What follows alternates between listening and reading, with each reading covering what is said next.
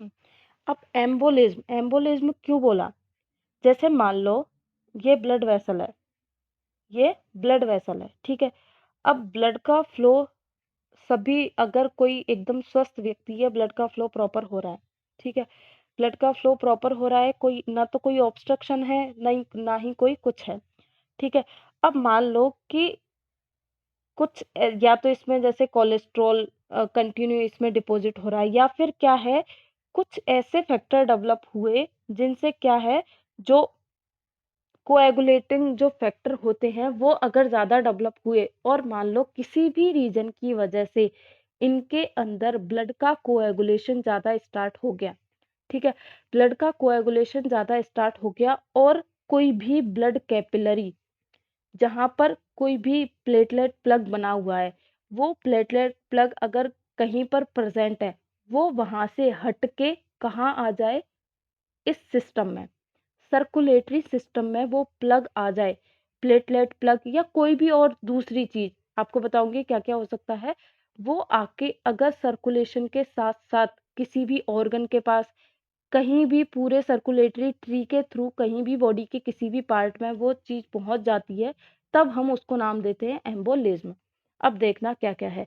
N embolism is defined as movement of detached intravascular, जो intravascular, अब देखो ये किस किस फॉर्म में हो सकता है, सॉलिड फॉर्म में, लिक्विड फॉर्म में, गैसियस फॉर्म में। अब यहाँ पर आप अलग से नोट कर लीजिएगा, सॉलिड फॉर्म में एम्बुलेंस कौन कौन सा हो सकता है, प्लेटलेट प्लग हो सकता है, कोई भी थ्रोम्बस हो सकता है, किसी ट्यूमर का कोई फ्रेगमेंट किसी भी तरीके से ब्लड सप्लाई में पहुंच गया, वो हो सकता है। तब वो जो एम्बुलेंस होगा वो कैसा होगा, सॉलिड फॉर्म में। लिक्विड फॉर्म में कैसे होगा, बोन मैरो का कोई सबस्टांस ब्लड सप्लाई के अंदर आ गया, एम फीमेल प्रेग्नेंट है, एमनियोटिक फ्लूइड कैसे भी करके उसकी ब्लड सप्लाई में पहुंच गया, या फिर जो फैट है उसका जो सॉल्युबल फैट है वो कैसे भी करके ब्लड सप्लाई में आ गया, तो जो एम्बुलस होगा वो कैसा होगा, लिक्विड होगा। या मान लो एयर बबल, कोई गैस या कोई एयर बबल ब्लड सप्लाई में आ जाता है, तो जो एम्बुलस होगा वो कैसा होगा, गैसियस होगा।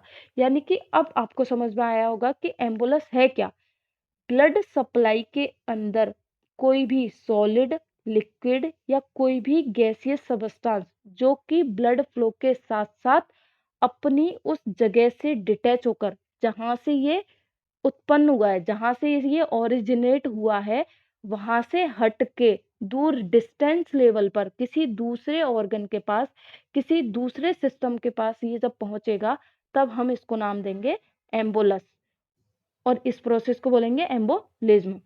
तो an embolism is defined as movement of a detach intravascular solid, liquid और gaseous mass by the blood, blood के थ्रू जाएगा, to the site distance from its origin, खुद के ओरिजिन से, जहां से ये जैसे बोन मैरो अपनी वहां से निकल के ब्लड सप्लाई में आ गया, एमनियोटिक फ्लूइड यूट्रस से निकल के ब्लड सप्लाई में आ गया, कोई भी एयर बबल का तो ब्लड में कोई काम ही नहीं है, पर मान लो किसी भी रीजन की वजह से अगर ये ब्लड सप्लाई में पहुंच गए, यानी कि अपने ओरिजिन को छोड़ करके ये अपने ओरिजिन से कहाँ जा रहे हैं, डिस्टेंस में। अब डिस्टेंस में तो कहीं भी जा सकते हैं, किसी दूसरे ऑर्गन के पास, दूसरे एक्सट्रीमिटीज में कहीं भी जा सकते हैं ये, अगर ये पहुंचते हैं तो क्या बोला जाता है, इसको एम्बोलिज्म बोला जाता है। अब ये क्या भी हो सकता है, इंट्रावेस्कुलर मास, यानी कि वो जो प्लेटलेट प्लग बना है, ये ब्लड वेसल रप्चर होके इसका ये पार्ट भी ब्लड के साथ फ्लो हो सकता है।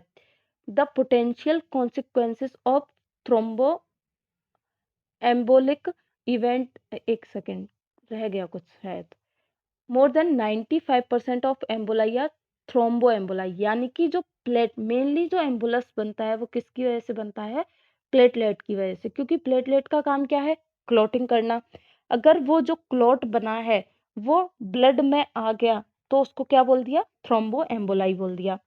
तो the potential consequences of thrombo emboli event is the ischemic necrosis. अब क्या होगा, इस्चेमिक नेक्रोसिस क्यों बोला, क्योंकि जो एम्बुलस है, मान लो वो सॉलिड मास है, ठीक है, अब ये सॉलिड मास है, ये जिस भी ब्लड कैपिलरी में फ्लो हो रहा है, ये मान लो कहीं पर जाके रुक गया, हो सकता है ये कंटिन्यू मूवमेंट करता हो हो सकता है ये एक ही जगह रुका हुआ हो।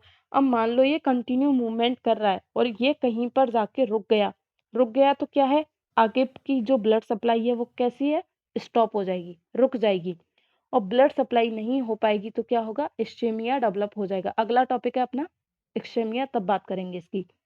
तो event is the ischemic necrosis which is known as infection.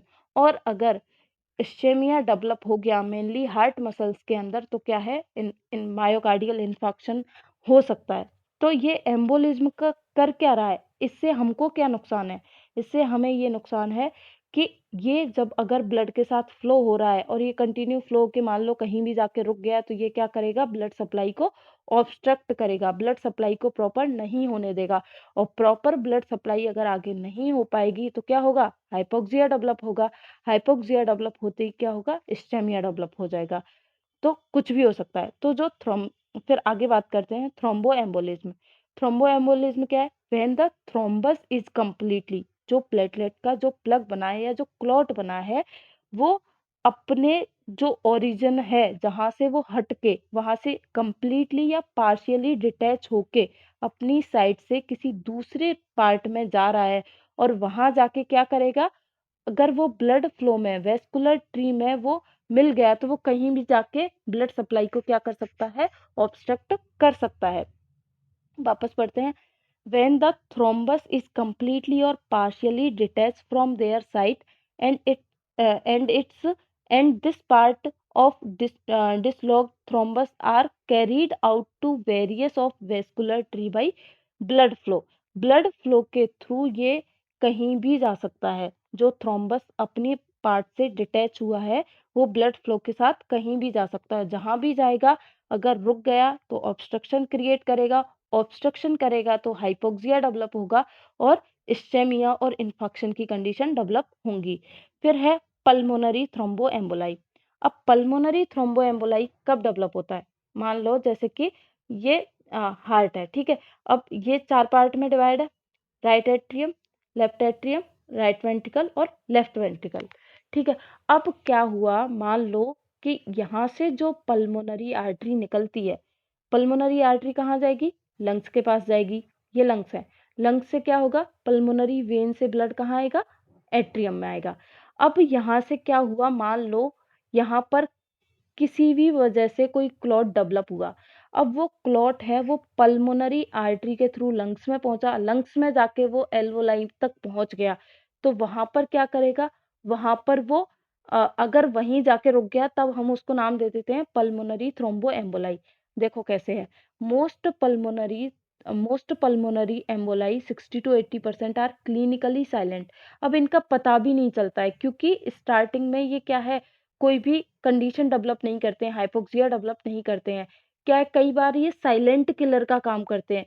तुरंत से क्या होता है, जो पल्मोनरी आर्टरी है उसके अंदर ब्लॉकेज हो जाता है, कंप्लीटली ब्लॉकेज हो गया अगर पल्मोनरी आर्टरी या पल्मोनरी वेन में, तो हार्ट को और लंग्स को सप्लाई बंद, और उनको सप्लाई बंद होते ही क्या होती है, डेथ हो जाती है। इसीलिए इनको साइलेंट किलर भी बोलते हैं। तो क्या होगा, clinically silent but sometime they cause sudden death. अब सडन डेथ कैसे, इसने अगर कंप्लीटली ऑब्स्ट्रक्शन कर दिया पल्मोनरी आर्टरी और पल्मोनरी वेन में तो सडन डेथ हो सकती है। राइट हार्ट फेलियर और कार्डियोवैस्कुलर कोलैप्स, कुछ भी डेवलप हो सकता है लंग्स में भी और हार्ट में भी, क्योंकि पल्मोनरी आर्टरी और पल्मोनरी वेन दोनों का सीधा सीधा कनेक्शन है हार्ट और लंग से। तो अगर इनके अंदर कोई एम्बुलस बना है या इनके अंदर कोई थ्रोम्बस बना है, कोई क्लॉट है, तो तुरंत डेथ हो सकती है, हार्ट फेलियर हो सकता है और कार्डियोवैस्कुलर कोलैप्स। वेन 60% और more than of pulmonary circulation is obstruction. अब ये जब डेथ कब होगी, जब जो पल्मोनरी सर्कुलेशन है, चाहे वो पल्मोनरी आर्टरी हो या पल्मोनरी वेन हो, वो 60% से ज्यादा ऑब्स्ट्रक्ट हो जाए, यानी कि वो जो क्लॉट है वो बहुत ज्यादा एरिया कवर कर ले, तो सप्लाई क्या होगी, बहुत कम हो जाएगी। और सप्लाई कम होते ही क्या है, उसकी ब्लड का ऑब्स्ट्रक्शन हो जाएगा और सप्लाई कम होते ही क्या है, हार्ट मसल्स कार्डियक मसल्स को या फिर लंग्स को सप्लाई प्रॉपर नहीं हो पाएगी और पर्सन की डेथ हो जाएगी। वीनस एम्बोलाई, वीनस एम्बोलाई कुछ भी नहीं है, जो अभी तक बोलते आ रहा है बस वही है, जो वीनस सिस्टम में हो वो वीनस एम्बोलाई। पल्मोनरी आर्टरी और वेन में है पल्मोनरी एम्बोलाई, उस जगह के हिसाब से उसको नाम दे दिया। Emboli originate from Venus thrombi, from venous system, उसको क्या बोल दिया, Venus embolism, is usually lost in pulmonary circulation. अब ये भी यही है, अगर ये पल्मोनरी वेन में हो रहा है तो भी इसको नाम हम वीनस एम्बोलाई दे देंगे। मोस्ट कॉमनली, अब ये किस वजह से होता है, डीप वेन थ्रोम्बोसिस की वजह से। आपने varicose vein, deep vein thrombosis इनका नाम सुना होगा। तो जनरली क्या होता है, जो लोअर लिम्ब होते हैं, लोअर लिम्ब में अगर वेन डैमेज हो जाती है, वेन डैमेज होता है, अब मान लो वेन डैमेज हो गई तो वहां पर क्या होगी, इंटरनल ब्लीडिंग स्टार्ट हो जाती है। इंटरनल ब्लीडिंग स्टार्ट होते ही क्या होगा, वहां पर मान लो कोई भी क्लॉट बन गया, प्लेटलेट आएगी, क्लॉट बनाएगी। अगर वो क्लॉट किसी भी वजह से सर्कुलेशन में आ गया, सर्कुलेशन में आते मान लो वो कैसे भी करके लंग्स तक पहुंच गया, डीप वेन थ्रोम्बोसिस की वजह से ही तो क्लॉट डेवलप हुआ। अब वो क्लॉट सर्कुलेशन में पहुंच गया, लंग्स तक पहुंच गया, लंग्स में पहुंच के या हार्ट तक पहुंच गया और वो पल्मोनरी वेन में पहुंच गया, तो जो एम्बुलस को नाम दिया है वो बोल दिया वीनस एम्बोलाई। तो ये इतना खास नहीं है, आपको